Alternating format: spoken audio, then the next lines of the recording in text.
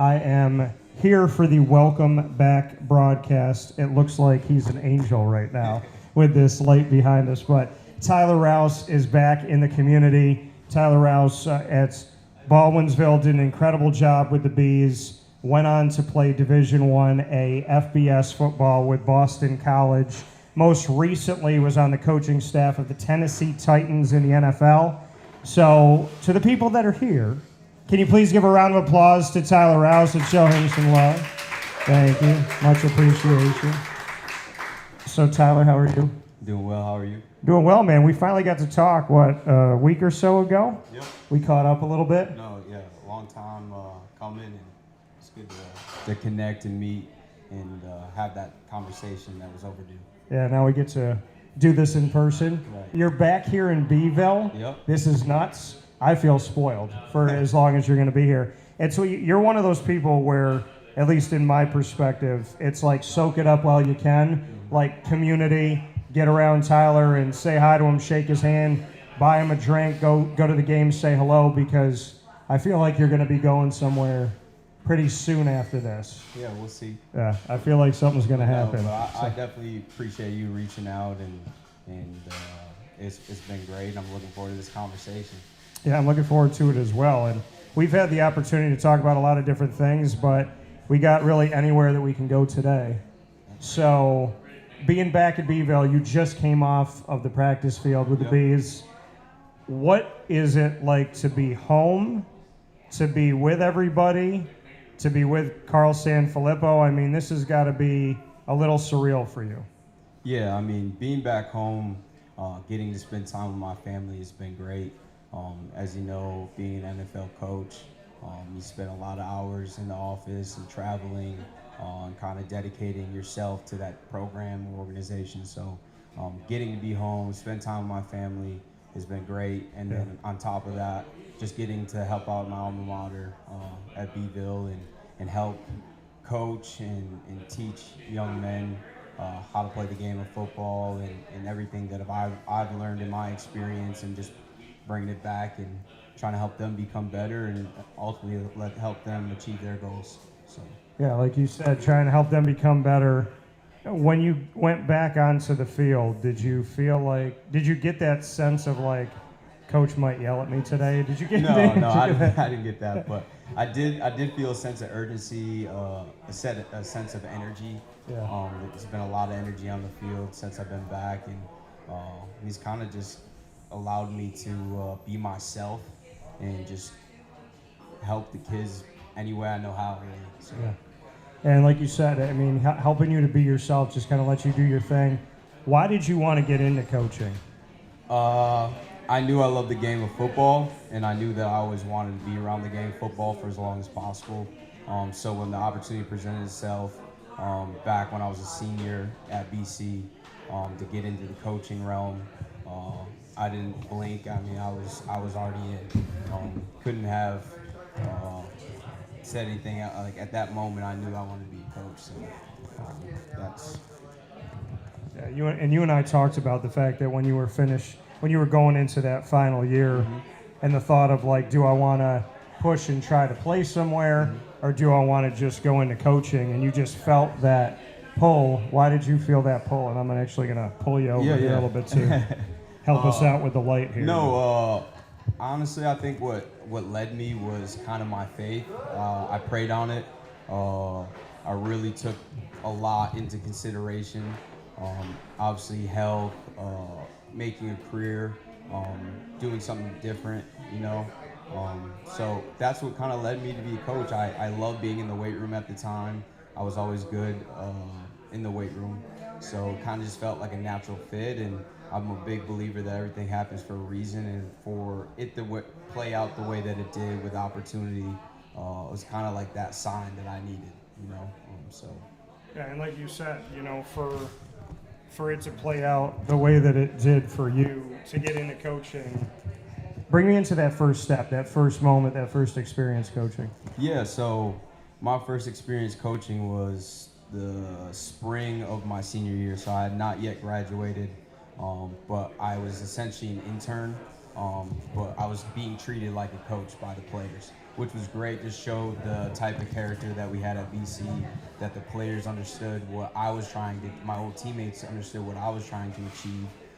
I instantly had their respect, like I had been there forever, which obviously I was their team captain, and maybe that's where that respect came from. But I remember being in the weight room and kind of felt like I fit right in, because things were kind of the usual. The way we ran the weight room and the program was the same way that we ran it when I played, so I was very familiar, and it kind of was a seamless transition. It felt right. So yeah, I had a lot of energy. I was really excited about the opportunity to get better and do something on that side of it. So it was great. And like you said, I mean, in that transition into it, I mean, it's football is football. Whether you're a player or you're a coach, you understand it. But when you make that shift into being a coach, not every player can be a coach. Yep.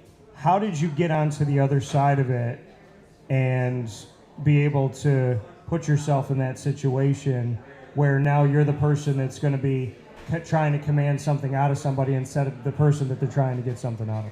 Yeah, I think I had great mentors that kind of led the way for me.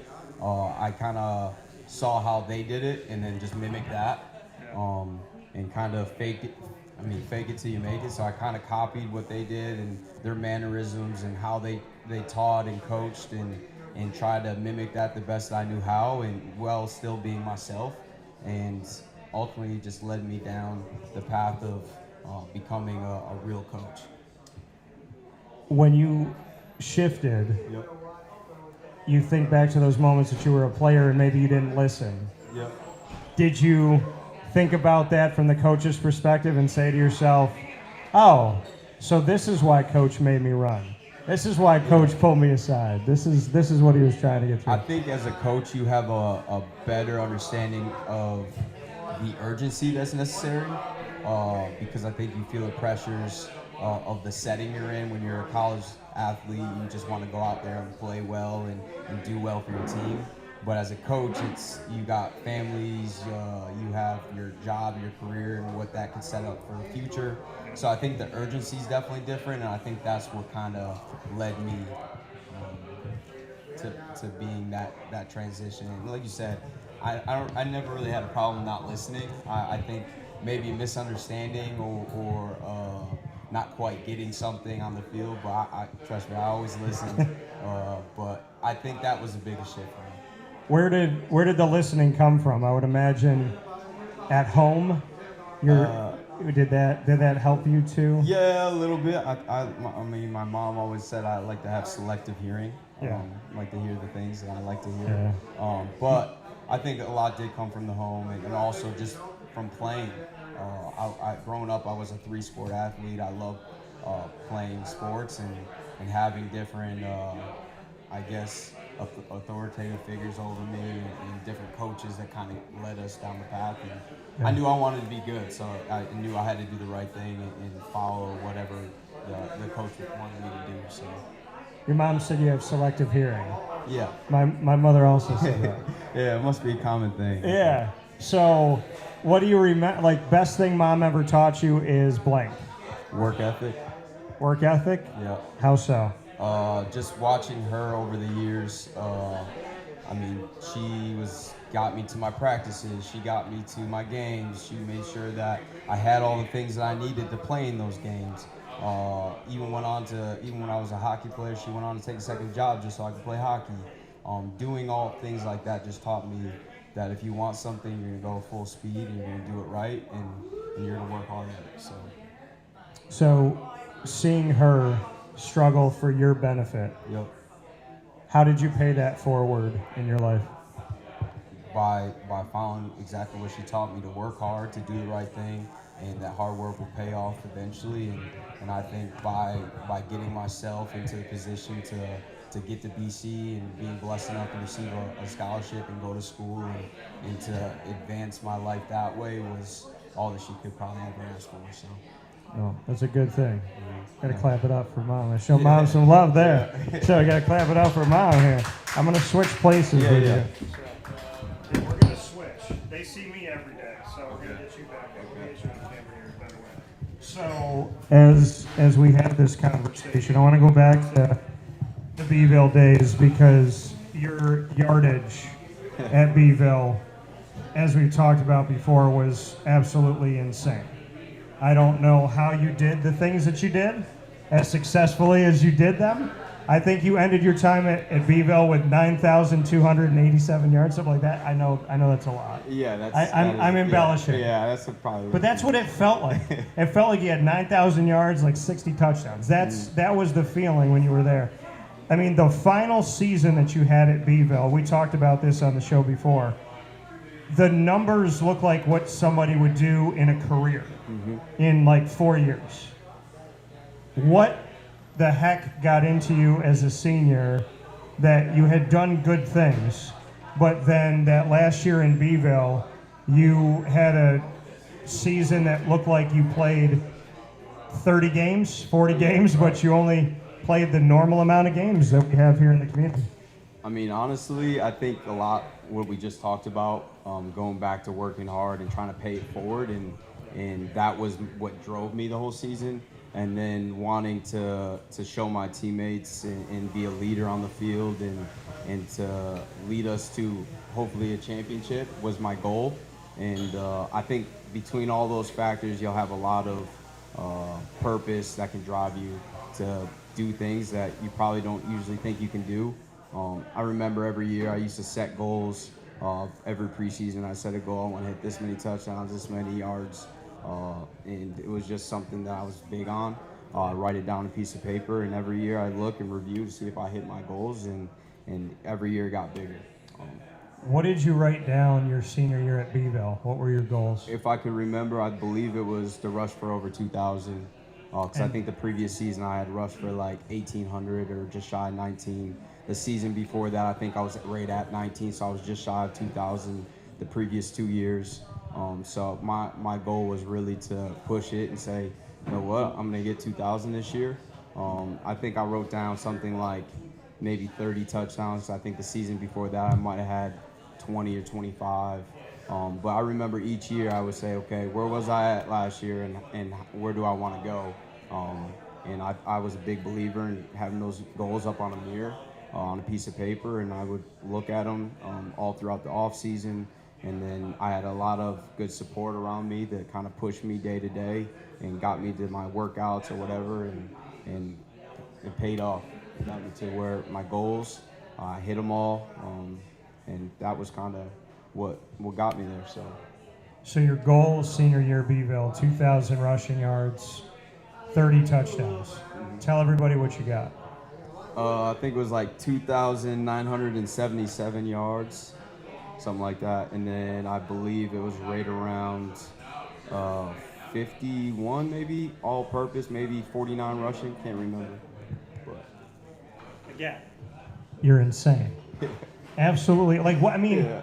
we knew how good, like watching you and just looking by the numbers, there was the anticipation that you could trend upward, but your goal's 2,000, you're just shy of 3,000.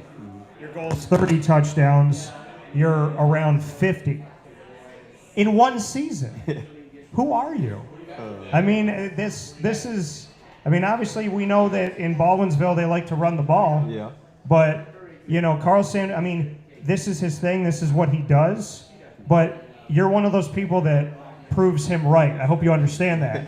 Because after you, it's like, well, see, that's why I run the ball. Look at these guys I get here. So, right. I mean, what? Again, who are you? Is the easiest way I can ask that question. Oh man, you're so you want to know who I am? How does that happen? How does that happen? If it was fantasy football, I would win with just you. Nobody else on my team. No, I think it's just, like I said, I had a great O-line that year. I had a lot of great support around me.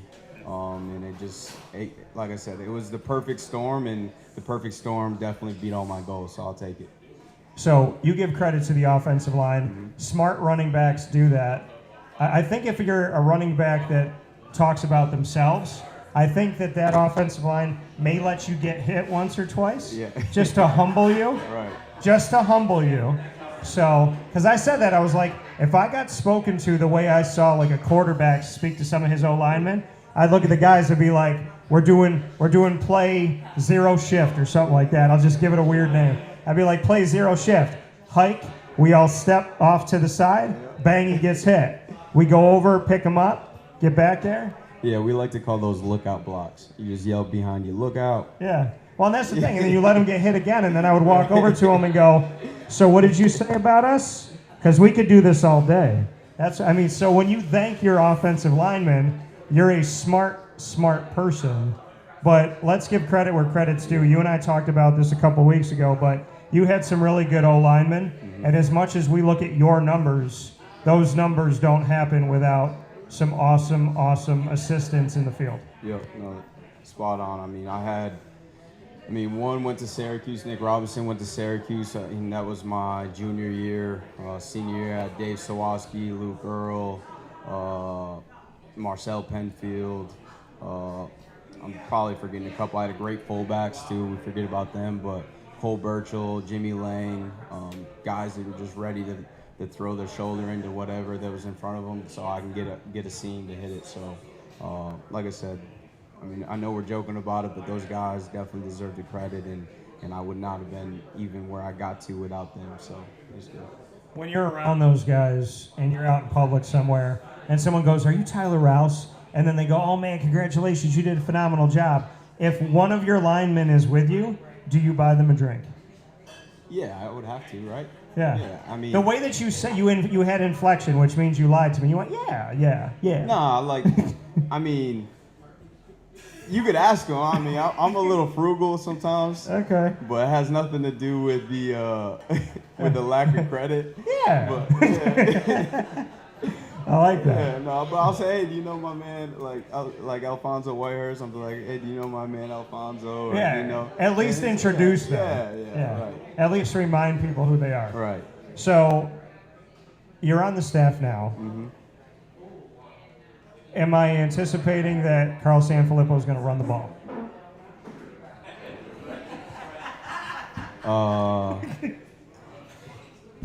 I think, I know what, I love Coach, and being with his experience that he's had, he has such an open mind that I think that doesn't get enough credit.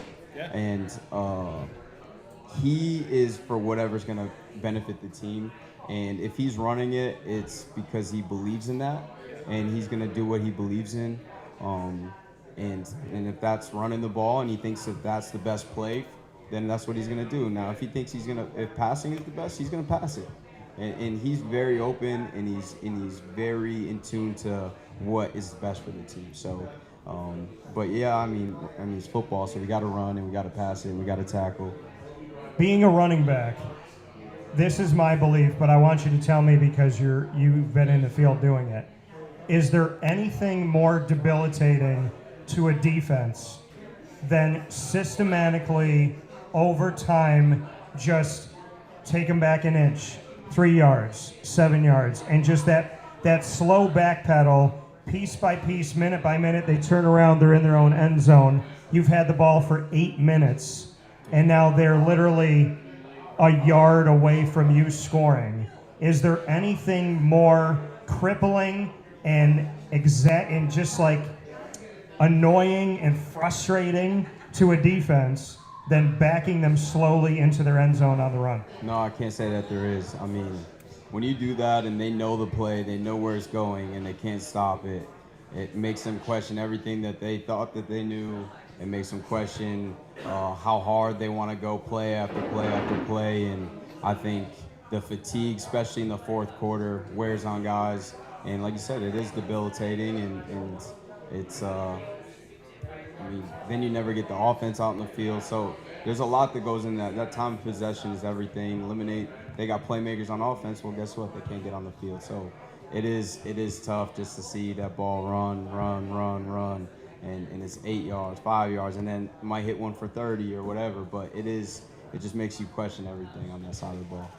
When you see a team, be it college or pro, have a running back that runs 10 carries a game or 15 or 13 or whatever that may be, do you look at them and go, chump change? I mean, is that because, like, in today's world, when I was growing up, you had a running back, that was your guy. Like in the NFL, it was like the Cowboys had Emmitt Smith. That was the guy. It wasn't until, Lions had Barry Sanders, like everybody had their guy. And then to the Bills fans, Thurman Thomas. But then the Eagles did something that I think people mocked and laughed at, is they had 3 guys at one point running the ball. And they had Brian Westbrook, Deuce Staley, and Coral Buckhalter all together. And people were like, this is ridiculous. Like, this just shows you don't have a running back. But now in today's NFL, it is very difficult to find a team that goes, we got one guy, that's the bell cow, that's the 20 to 30 carries a game. That's our dude. I mean, Adrian Peterson had been doing that, Derrick Henry at times, but it's hard to find that now. What are your thoughts on the NFL today when you're such a dominant back in your history that we really don't see the dominant one guy anymore? Yeah, I think the game has changed. I think the best thing you can do for your team is having 3 different backs, honestly, just because based on scheme, the defensive scheme, you can have more of a slasher, more of your power back. So I really think it does play a part in will provide the team with an edge if you have multiple backs, I do like to see ground and pound, but I mean, at the end of the day, it is more of a passing league now, and I think having backs that can do different things just makes it that much harder on the defense. They can't just kind of pin their ears back and go get you, So I do like the mix up. I know that 15 carries to some people might be a little upsetting, but I mean, I've never been able to play in the NFL, so I don't know what that feels like, but I know what it felt like in college and in high school, and you start to wear on you. You're looking at your career cycle that will really go by pretty quick. So I like that there's multiple backs and guys like me who are smaller, who can fit those different roles, catch out of the backfield, run more of a zone type play, catch balls, be a third down back. I think it's huge. It provides another job. If everyone was 6'5" and 250 and could just run or whatever, then there wouldn't be many jobs out there for people like me. So. How tall are you? 5'8". I'm also 5'8". We'll have to stand up after this to see. Oh, I think we looked eye to eye when I came in the building. But here's the thing. Being a fellow 5'8"er, yep. We get told we can't do much. Right? I played basketball and I was told, like, what business do I have being on a court at 5'8"? Mm-hmm. You probably heard that at times on the football field. Yeah. I think unless you fit the perfect mold in whatever sport you play, you're always going to hear some sort of comments or always height, weight, whatever. But yeah, I mean, being 5'8"'s been a blessing though. It's been good. How did you just not care and say, hey, whatever's in my power is in my power, whatever's in my control is in my control? How did that all go away of the whole height side of things? Because I can't stand when we're looking at the NFL draft and whatnot, that's what people want to talk about. They're like, oh, Mackie McPherson, who played at Syracuse, not tall enough, da-da-da-da. Yet 3 out of his 4 years in college, he had a 1,000-yard back behind him. So I don't adhere to, look at his arms, they're too small. Look at his body. Look at that. I don't see that. I see the measure of a person, a man or a woman, is the content of the character, their soul, how they fight, their work ethic. That to me says more, because I think hard work beats talent every day. So how did you overcome whatever outside noise of this is what a back should look like and this is what you should do? Because in all honesty, until you told me this just now, which is why I asked, I never knew how tall you were because I genuinely didn't care. Yeah. You just looked at what you were doing on the field. No, I think I just early on took the mentality of you can't really measure a person's will, and just control what you can control. So doing all the extra stuff from weight training to making sure I was at a good weight for my size and that I could still move and putting in so that I still had the strength that I needed I figured if I still had the strength of a guy that was 6'1", 6'2", that it would kind of offset itself, you know.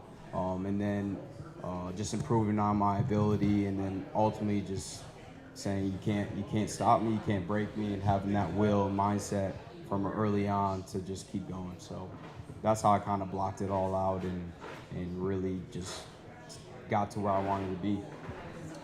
You went from Carl Sanfilippo, run the ball, ground and pound, just debilitate a defense, to Steve Adazio, ground and pound, debilitate a defense. A lot of similarities, right? Yep. And just similar mindset, similar type of coach, good old Italians.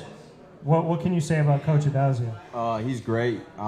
First of all, I'm so thankful for the opportunity that he gave me when no one else would, really. Like I said, I got to BC, and ultimately I got to where I'm at in my career because he let me in the doors at BC, right?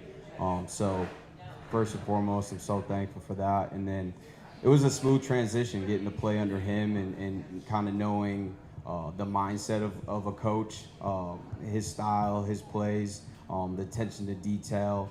And I learned a lot from him as well. And even as I transitioned to coaching side, continue to learn how to manage people and how to communicate and how to do what's best for the team and to always have that first. And so it was a smooth transition, and it was incredible and I was thankful that I could just go from coach, a stand-up guy character, to another high character guy and continue to grow and learn. And like you said, you wouldn't be where you are today without that opportunity. Do you take the time to reach back out to Coach Adazio and talk to him about, like, hey, the door that you opened wasn't one door, it was 7, and I'm going to call you in 5 years, it's going to be 14 doors that have been open. I mean, the fact that it's the gift that keeps on giving when somebody believes in you and gives you an opportunity. Yeah, so I haven't reached out of recent. I did work for him at Colorado State. I believe it was 3 years ago now. Again, it was like when he had gone there and I was at BC still, and then had head out there. We picked off right where we left, So I haven't reached out really since my transition. Kind of a million things going on, which I mean, time is kind of tight, but I got to reach out and say I'm thankful and just to see how he's doing, check in on him and his family. So I'm going to ask you to do this when both of them aren't here. Again, card-carrying Italians, so just watch what you say because they could be watching this at some point. Carl Sanfilippo, 3 words to describe him. Tough, high character, and loving. Steve Adazio. Tough, very detailed, and loves his players. You've been around the coaching world. Are they more of a rarity when you think about the character and the love that they have for their players? Do you see that a lot, or do you think that Carl and Steve are kind of in a league of their own? I think that they're their own people, so I definitely think they're in their own lane. But I will say this: being across college and NFL, I've been blessed to work for some great coaches and around great coaching staffs where everyone's on the same page, all high character, all care about the team, willing to sacrifice their time to make sure that things are done right. So I've been fortunate. I can't really speak on bad experience because all mine have been incredible. Like I said, everyone's their own person. Everyone's coaching style is a little bit different and have their own little wrinkles to things. But at the end of the day, I felt like I've been around some incredible people. And like you said, everybody has their own uniqueness. What was the experience like in Boston College? I know we went into it a little bit, but when you reflect back on it, what was that world? Because that was the beginning. Yeah. For you, coaching-wise. I guess what was so unique about it was the school itself, being there and having such a prestigious degree in what's demanded on you in the classroom, and then being able to go out in the field and play. I felt like that was special. I think I was able to grow as a person and player constantly. So I think that was probably the most unique thing there. And I love being in the city of Boston. It was great, great experience. Going to Fenway my freshman year with all the guys in my freshman class, doing stuff like that. So I think it's just a unique place and a unique city, and I had a great experience there. You know, and the education there it's not your typical, right? Not every school that's Division 1A FBS has the same level of ask to the student athlete. How did BC challenge you in the classroom? Honestly, I would say the most challenging was for me to really get dialed in on my schoolwork, because you were demanded, doesn't matter at practice, whatever, you had to get your work in on time. I took a communications class, and that was my major. That route really challenged me, from public speaking to just becoming a more rounded athlete and person. Trying to think another way it really challenged me, but it was just how demanding it was. But I mean, we took summer classes. I don't know if they do that everywhere, but at the time it was kind of a thing where most people kind of just took I don't know, like an easier class in the summer where you're taking actual stuff to work toward your major. So that was what I thought was most challenging. When I first got there, I had tutors that constantly pushed me, taught me how to actually learn information and teach myself the information. And that was so beneficial, because really, I mean, my SAT wasn't the best, and a place like BC not pushed me through, but got me in the door, and I didn't want to let them down, and they were on me to make sure I showed up to all my tutors, study hall. That's what really developed me and got me to the point where when I left there, I felt like I grew. So how would you describe Tyler Rouse out of BVille going into BC, and then Tyler Rouse graduating from BC? Yeah, I think I was young, probably a bubble. I was used to the bubble of BVille, going everywhere, knowing a lot of people wherever I went, to kind of being just a smaller fish in a big pond, starting to meet new people. But I think I grew over time. I met people, networked, and then obviously being on a team always helps with that. Getting friends just because you show up at 5 a.m. and you're going through the same struggle in the morning is huge. So I think I grew from a personal relationship. I was able to form good relationships. And then I got outside my bubble. I did things I didn't usually get to do. I'm in the big city of Boston, experienced things I never experienced. So just overall as a person, I grew. You know, and like you said, that growth that you had when you were working under Steve Adazio, what did you learn differently than when you played for him? I guess the biggest thing that I learned different from playing would be that how am I going to say this? Like I said earlier, the urgency, the importance of everything. Because when you're a player, everything's important until the next thing, right? And then that thing becomes important, where I just learned that you have to be detailed, you have to be good, and you have to be willing to sacrifice for the greater good to help push the needle forward. So.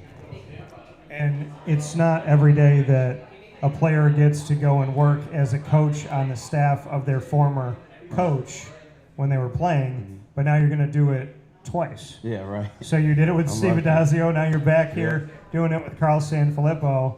What can you say to that effect, that now here we are full circle? I mean, you've lived in this world of play for Carl, play for Steve, coach with Steve, now coach with Carl.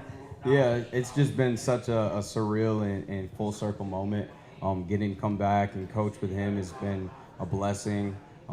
He's been like a mentor for me throughout my entire career and into my coaching career, and getting to come back and kind of show him what I've learned over my years, and show him, hey, look what I've learned, kind of, and show him that I wasn't just going through the motions. I actually took some things and from him and from other coaches and kind of now bring it back. And it's like the perfect harm. We're just coming back together, and we're excited, both of us. And I think we're really looking forward to the rest of the season. Yeah, there's a lot of excitement, a lot of opportunity for you now. You're going to be helping out with the running backs, the linebackers, and special teams. Yep. What's that been like for you I mean, like we said, you just came off the practice field, so being with the running backs, obviously that's your world. Yeah. And then being with linebackers, we know that when guys go from high school to college, linebackers can shift to running backs can shift to linebackers, so some similarities there, and when two-way players, we'll see them do a lot of that.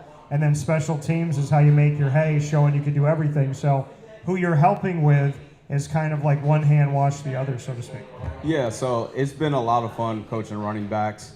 I think because of my resume at BVille, and then my resume at BC as well, and then my experience through the coaching, being around pro level athletes, I get a lot of respect. And when I don't always speak a lot, but when I speak, they're all listening. And I'm very detailed, and I think they're learning new things that they haven't learned before, right? So anytime you do that, it's exciting. It's like, oh, we're getting something new that we haven't done before. And the guys have been so great and so receptive to my coaching and my style, I think. And I think they're having fun. I don't know if I'm having more fun than them. I think I am, but I think it's a constant battle. So, yeah, I think that has been great. Linebackers have been fun. I've just been trying to teach them and coach them with intensity, because I think that's what that position demands, and just to have fun.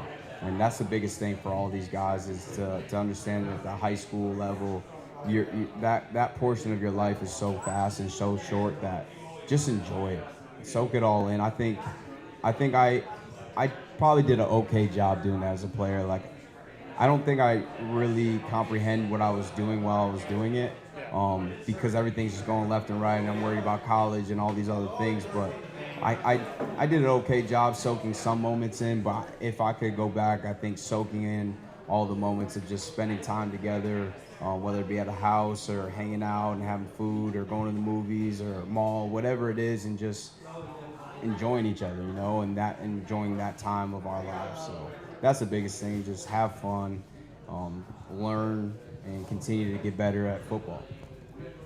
So Coach Sanfilippo's been here forever, but now you're on his staff for the first time, as we've been talking about. How would you describe 2024 Baldwinsville Bees football? I would say enthused. I think everyone's extremely excited for what we can do. I think that we're going to be a lot of our contact and intensity. We continue to coach and preach that, and that's always going to be a staple in our culture, contact and intensity. But I think everyone has an extreme enthusiasm, motivated, and just excited. So I know that's not one word, but I think all those really do fit into what hopefully we are this year. You're a competitor. Yep. You're going to be on the sideline, Yep. looking at teams that you went up against, that you ran against. So what does that look like? What does Tyler Rouse on the sideline look like as we go into this season, knowing how much of a competitive being that you are? I mean, do you have to kind of hold yourself on the sideline because of that feeling of like you kind of just want to go back out there? I think it's just, I'm going to live through the players. Like, I had my time and I had a blast doing it. And it was great, right? But I think living through the players and seeing them basically go through what I went through, that part is really like a really holistic and full circle moment. It's like, I saw what they did in practice. I saw them transfer it to scrimmage. I saw them continue to get better in practice. And then on game 1 or game 2, whatever game, when that shows up and they're able to execute, and it's just going to be, I'm just excited that they made the play that they are. You know what I mean? So I think I'm going to be excited, but I'm just going to live through them and let them have their moment. I'm not a big kind of takeover. It's about me, you know what I mean? It's about them always, and I think that, yeah, there's gonna be moments where I'm like, man, this is so awesome, you know what I mean? But no, I really think that just by living through them and seeing them succeed will be fulfilling enough. here with Tyler Rouse. Before we jump into rapid fire at Pizza Man on Wake Up Call, 50 Oswego Street, Baldwinsville, New York. We're here every single month with Pizza Man, celebrating this community and beyond. And I'm a proud Central New Yorker myself. So when I'm out in public and I'm having conversations, and I've been saying for over a decade, pretty much ever since I came back, hey, Syracuse, how about recruit local? How about look at the kids in the community? How about maybe there's one football player, maybe there's two, maybe there's seven. There's definitely got to be one if there's 100 spots on a team, right? And if you're expanding scholarships to 105, we can find one or two guys. Well, when I tell the story, the names that fly out of my mouth, you're in a group that is so easily. I was like, let's just do running backs. Mike Hart, Tyler Rouse, Latavius Murray, Stevie Scott, and on and on and on and on. There's so many that are easy to say, but you're always on my list. So now that you're here, I think you have to understand that when I have these conversations, I'm not just going to say your name. I'm just going to handcuff us together and be like, here's Tyler. He'll tell you all about it. But now there's a coach at Syracuse in Fran Brown that seems to be listening. He's recruiting locally. He's offering guys. He's got commits from different schools in the community now. He's got a bunch of guys that have committed. There's CNS guys, there's CBA guys, there's a preferred walk-on, even outside of the scholarship stuff. What does that mean to you? Because the constant battle that I've had is, Dan, why do you keep telling us these Central and Upstate New York kids are worth taking? We got to go to Florida. We got to go to Texas. We got to go to Kansas. We got to go to California. And I said, it's not that you don't go there. I'm not saying don't go there. There's so many spots. I'm saying you got to take care of the 5-hour radius, right? That 400, 500, 600 miles. You have to take care of that radius. And if you don't take care of that, you're going to miss out on guys. You didn't wear orange and blue. I'm pissed off about that. I'm happy you went and played for Steve, but I've been beating this drum, and I've had people yell at me, and I said, hey, if I die on the hill supporting the kids of my community, I will proudly die on this hill.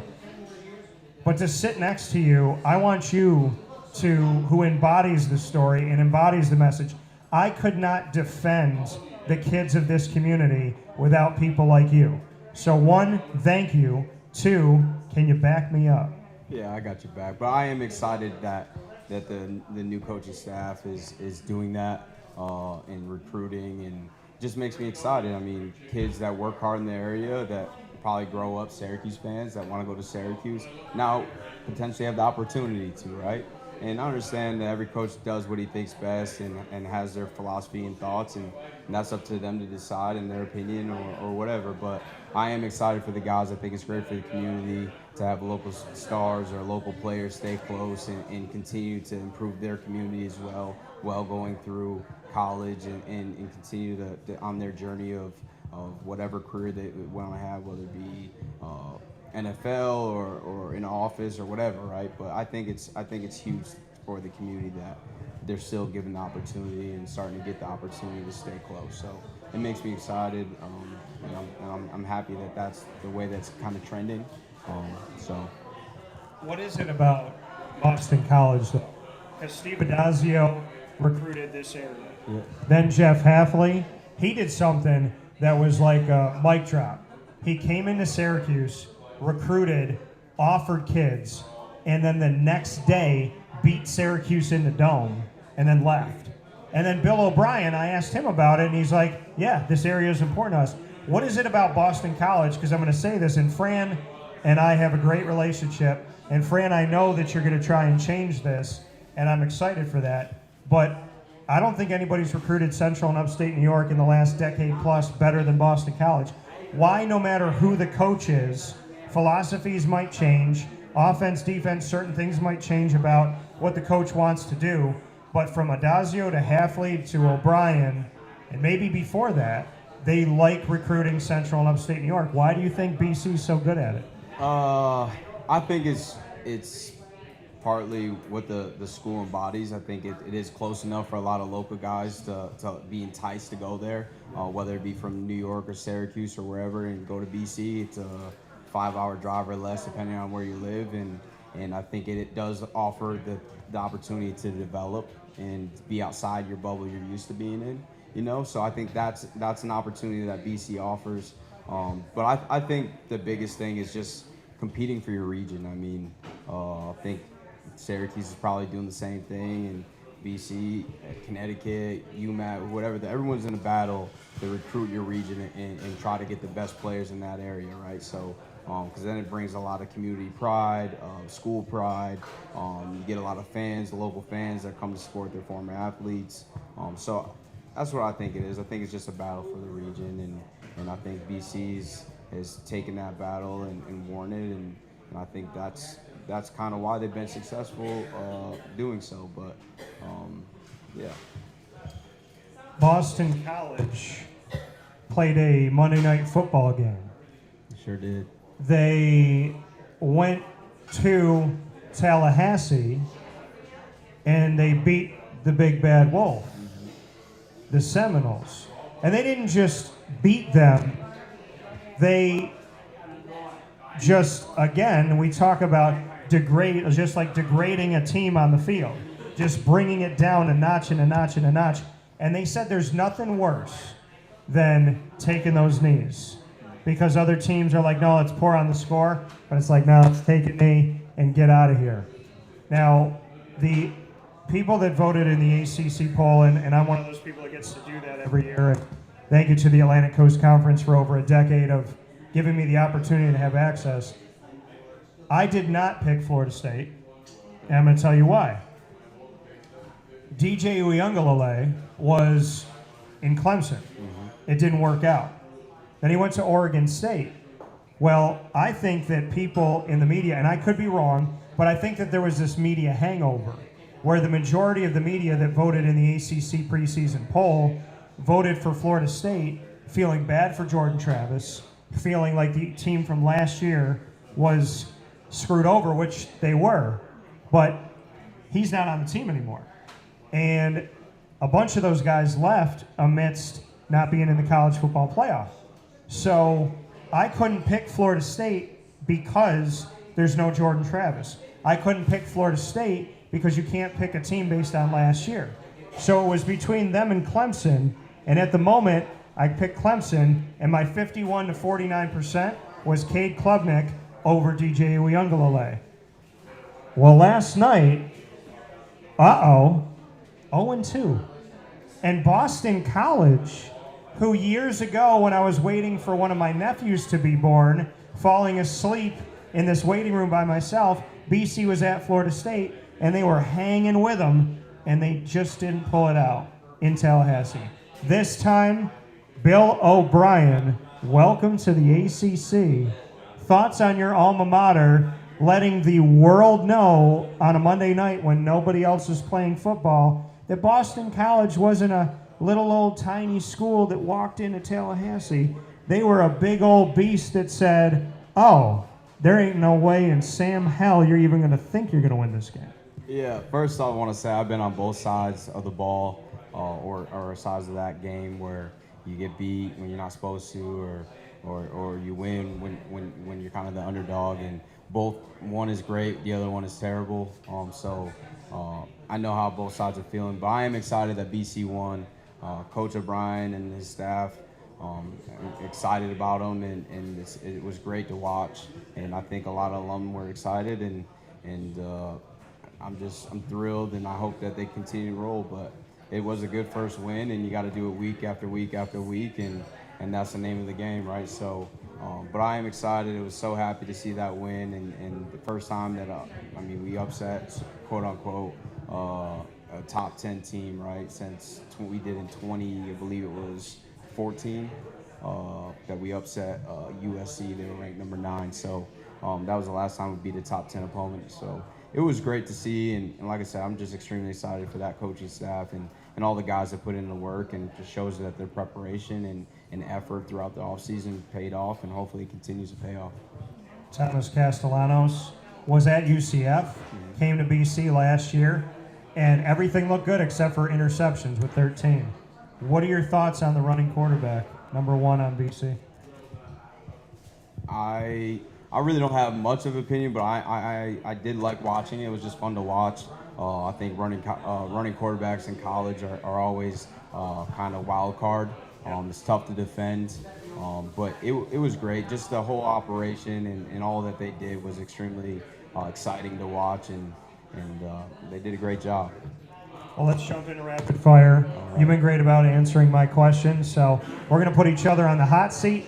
Tyler Rouse, Pizza Man, on Wake Up Call, 50 Oswego Street in Baldwinsville. Live to you around the world, up and down the East Coast, the Midwest, the West Coast, and all around the globe on YouTube.com and Facebook.com, both /WakeUpCallDT, and on WakeUpCallDT.podbean.com, live internet streaming radio.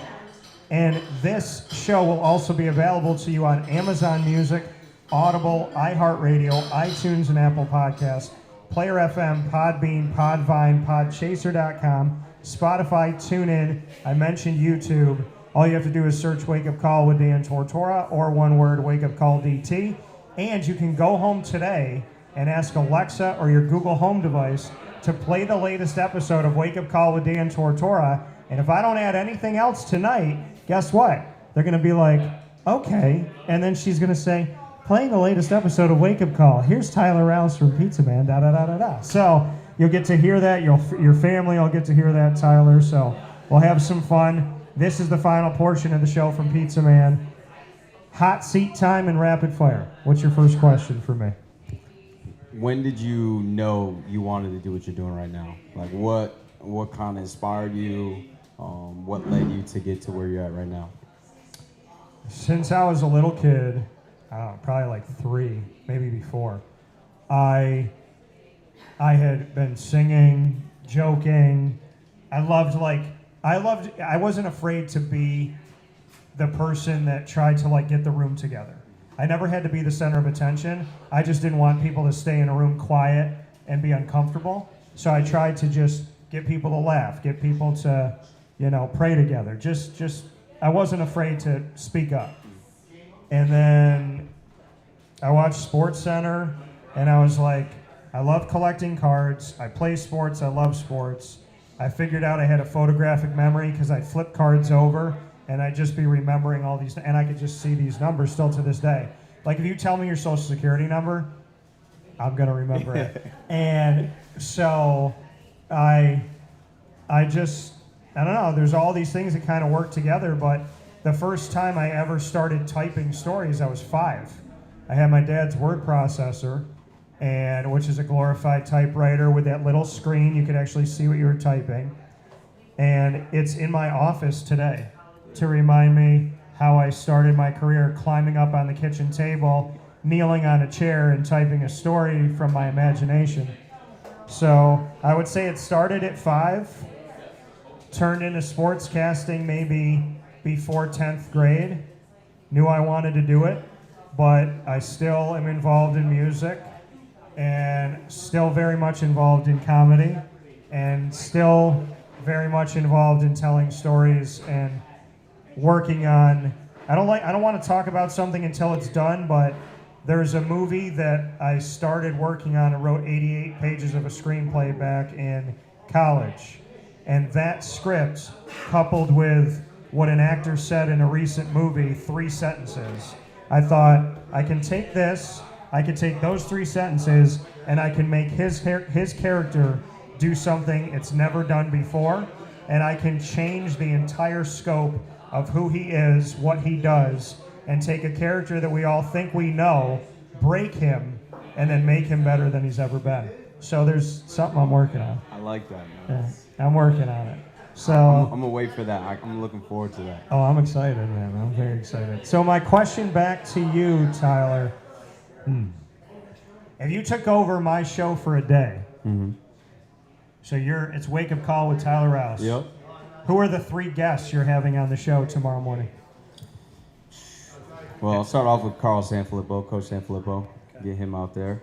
The next would be, man, that's a good one. I would probably snag one of my old linemen. Which one? Yeah, I don't want to do that. Just one of them. Yeah. And then lastly. Whoever's available that day. Yeah, right. And then lastly, I don't know. That's a great question. It's not easy to come up with a lineup every Monday through Friday from 9 to 11. Nobody show. On average, bare minimum, I do like 250 shows a year. So you gotta keep thinking of people. How far out do you have them lined up? Oh, during COVID, when everybody thought life stopped, that was the best I'd ever been. I was 3 weeks ahead. Wow. I was literally like, people are like, oh, you're just gonna stop? There's no sports going on. I was like, no, actually, I'm gonna push harder to get people out there talking and give us something to be positive about. And yeah, so I would get my last one. Sorry to cut you off, but my last one just came to me. I would throw Latavius Murray on there. Okay, why Latavius? I feel like he has a great personality, and I have a pretty good connection with him. And for us to chop it up on the show would probably be pretty cool. So I know Latavius. You know Latavius. Yep. Is there a world where Latavius, you and I can have a conversation? You're gonna have to speak to him on that.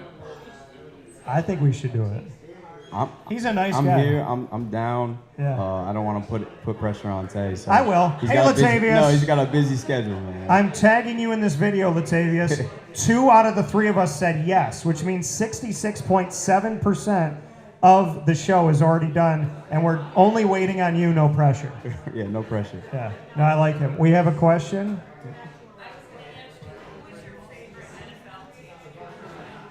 Favorite NFL team for you growing up? So my favorite NFL team when I was growing up, before I got into coaching and playing, was the Philadelphia Eagles. And the reason why is because Donovan McNabb was obviously at Syracuse, and I grew up watching Syracuse football. So that was my favorite team. Yeah, that makes sense. My mom accidentally got me the wrong, so I'm a Jaguar fan. Yeah. And I said I want a personalized jersey, number 21 Tortora, for when, for Christmas. So my mom was like, all right. And so she looked up green, and instead of getting teal, she got forest green, and it came in, and it was the Eagles. And I was like, Ma, I'm a Jaguar fan. She goes, yeah, this is oh no. But it was when Donovan was playing. So to this day, my most authentic, beautiful jersey that I have is a Tortora 21 Philadelphia Eagles jersey. I love that. Do you still wear it? Well, here's the thing. I do the Fishtown card show in Philadelphia at Rivers Casino. Love being there. So I've worn the jersey there because I'm selling cards. I'm in the community. I'm trying to I feel like we've been building a bridge with Philadelphia.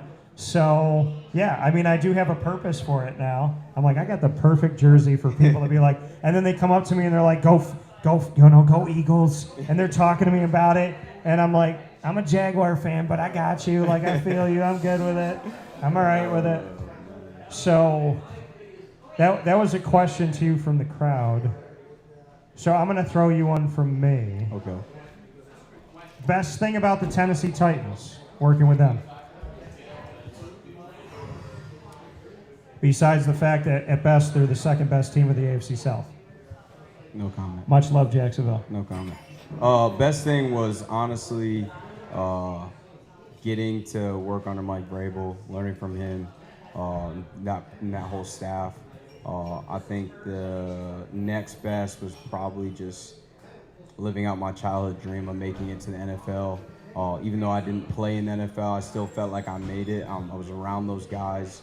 I got to see guys like Derrick Henry, Kevin Byard, Jeffrey Simmons, some all-pro caliber players. So just getting around that and kind of fulfilling that itch of getting to the NFL, it was extremely incredible. And between the two things, I think it was such a great two and a half years that I was there.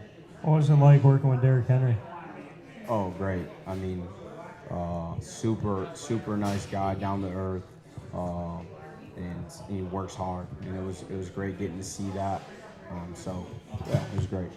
He pushed one of the Jaguars a couple years ago while he was running, pushed him by the face.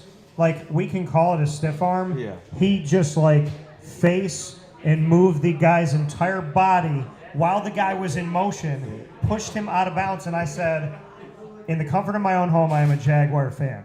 As a broadcaster, I am impartial. Derrick Henry is not a human being. He's not human. And when he did that, I remember being in the press box going, ooh, like, he embarrassed, like, I mean, I forget who the guy was, but imagine trying to run in a direction and having someone grab you by the head and hold you in place while your feet are moving. Like, it was insane. No, He's so good. Yeah, he's great. And why is 30 or 31 old for a running back? I mean, so they let him go to Baltimore from Tennessee, and now you got Lamar Jackson, and together they should both be 1,000-yard guys on the ground this year. Yeah, I mean, we'll see. I'm excited for. I'm excited for him and what he's doing for his career, and it's just been great. So, but I have a question for you. Yes, sir. Favorite food in CNY? You got a favorite spot? Oh man. I know we're in Pizza Man right now, so you might have to say Pizza Man. Yeah, we are here. I mean, I'm gonna give you a rundown of things that I didn't know didn't exist outside of here. Okay. Right? So, Chicken Riggies, Yep. Utica Greens, Yep. a Kigley. If you say Kigley, Lincourt Bakery, I love you dearly. So, if you say Kigley to someone that's 20 minutes outside of Syracuse, you're like, what the hell are you talking about? They might call it a Long John, but they have no idea. These long donuts, nothing in it. It's not an eclair. Chocolate on the top or vanilla frosting on the top. My grandmother's favorite, my great Aunt Dorothy's favorite.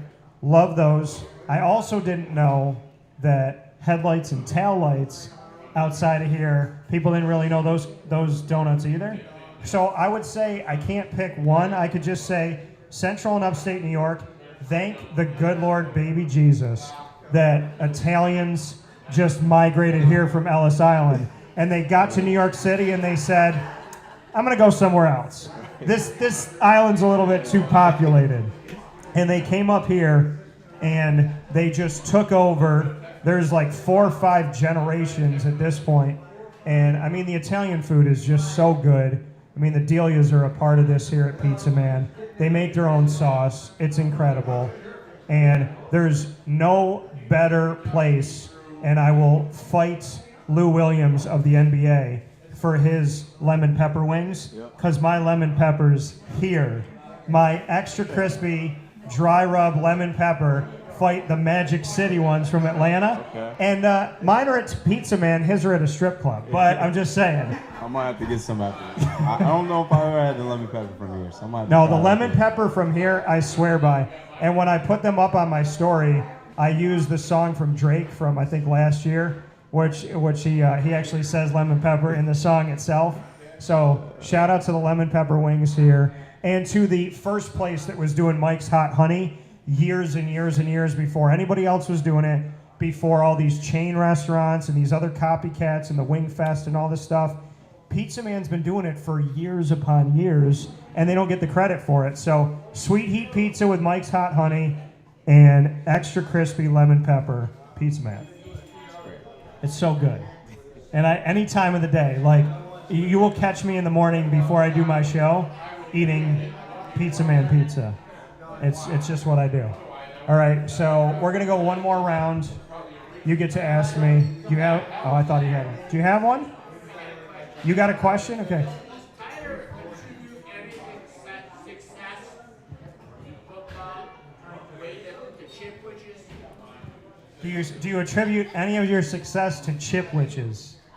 Are those like the Toll House cookie? Those are the Burn Dairy cookies and ice cream. With the ice cream? Yes. Which is like the Toll House. Toll House, yes. Which is like if you eat one, you may die. Yeah. But I am known for eating those too. Whoever thought a chewy chocolate chip cookie and ice cream should make a child? God bless that person. So you like those? Like I didn't know you like I those. can't say that I have one every night, but it's close. Okay. Are these still the Burn Dairy ones? Yeah, I mix it up. I mean, whatever. Where else do you go? Sometimes I just get the ones in the box, but they're not as good. No. Burn Dairy, think Stewards might have one every once in a while, but yeah, I'm a big Chipwich. I love them. They're so good. I don't know. I didn't eat them as a player. I just want to make them. But as a coach, you come home. Yeah. You already had dinner. Yeah. You got it off the practice field. You're a little fatigued. You put on the game. Nothing better than just digging in. Sunday football with a Chipwich. Right. Give it I a think shot. the next time we do a broadcast, we should be sitting in Lazy Boys eating Chipwiches. I like it. What do you It's a think? good start. I like that. That's a good idea, right? I feel that. All right, what's your last question? Or that was a question from the audience. So my last question for you, Tyler, is, all right, you and I are going to star in a movie together. Mm-hmm. What city are we going to be in? We're going to have the same job occupation. So what city are we going to be in? What job are we both doing? And you can pick my love interest. Let's see if you can figure out what actress out there I would pick to be. So you want me to pick what city? It What can city? be a movie city. Yeah. Like- So what movie city? What are we doing as a job occupation? It's a comedy, Okay. and you have a lady in your life. Okay. So you got a lady. Yeah, in your my life. wife. Yeah, you got your married wife. last Yeah. year, yeah. You got married last Yeah, year. yeah. In my head, you're still not married. I don't know why. Yeah. So you can't pick anybody but your wife. Okay. Because I don't want to get you in trouble. Yeah, but, yeah. but I'm single, so you can pick my love interest. You want another actor, or you want me to just tell you what you like? I want to make sure I'm square on this. You can pick an actress for me. Okay. Yeah. Let's see if you know.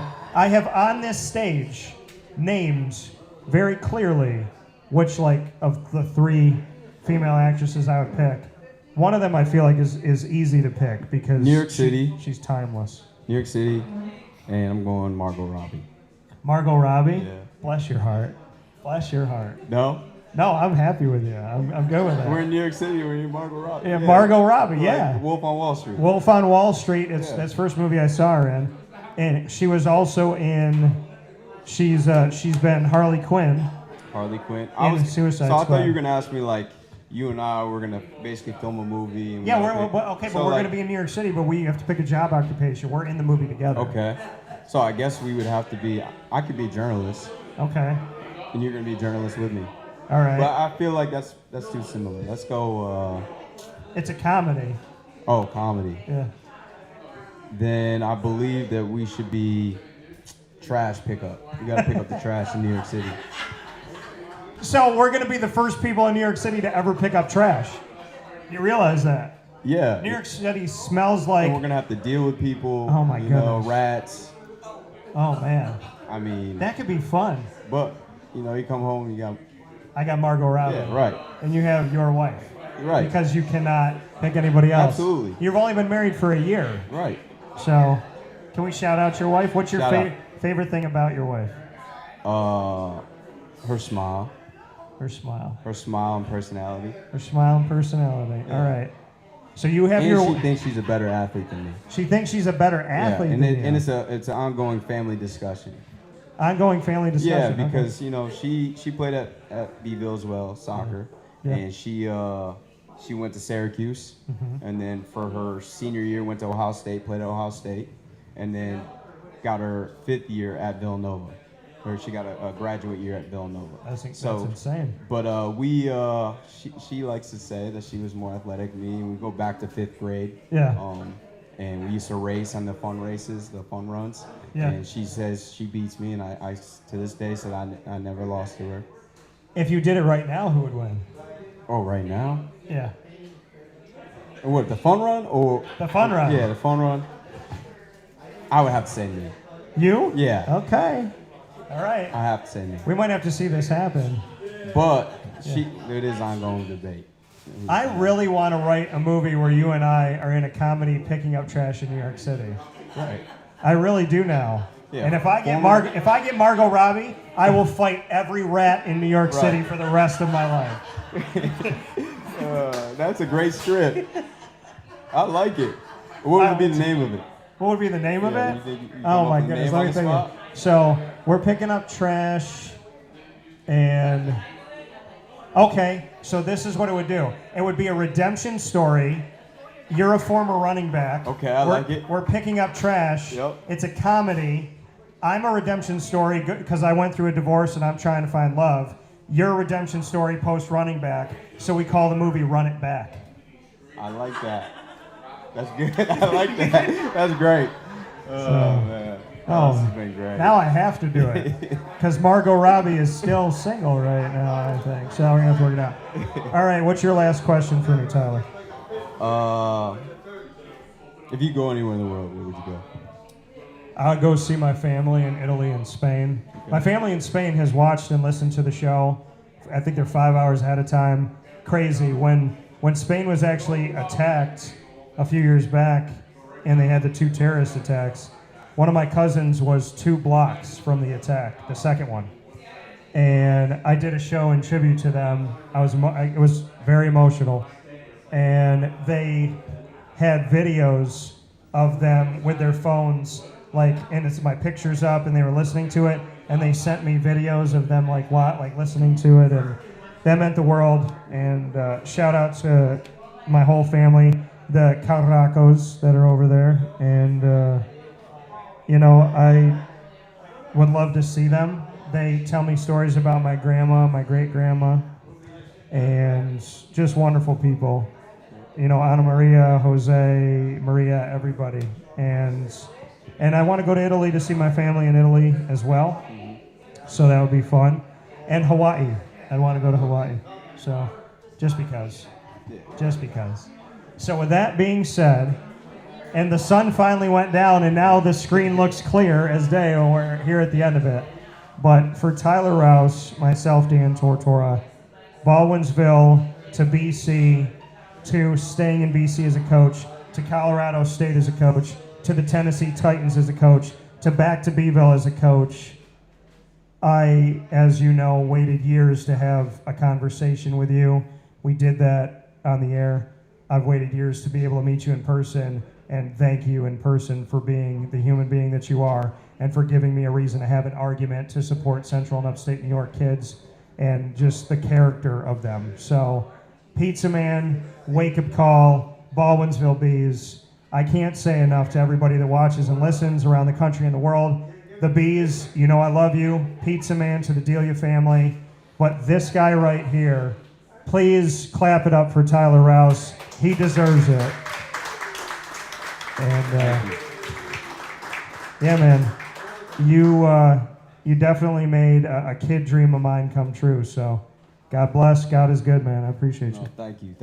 Nothing but love for you. You know that. You too. So shout out to you, and I look forward to the movie and the fun run. Right. Yeah, all right.